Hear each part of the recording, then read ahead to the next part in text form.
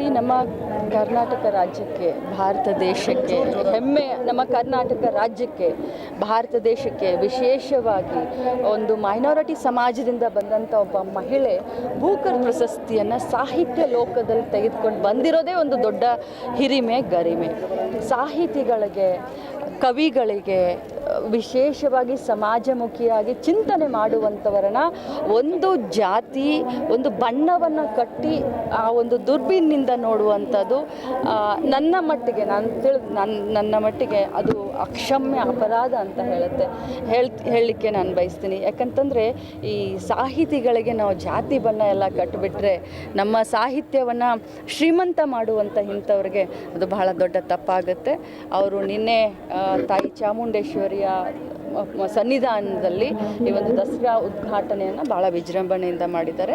ಯಾರೇ ಆಗಲಿ ಕೂಡ ಅದನ್ನು ಒಪ್ಕೊಂಡಿದ್ದಾರೆ, ಒಪ್ಕೊಳ್ಬೇಕಾಗತ್ತೆ.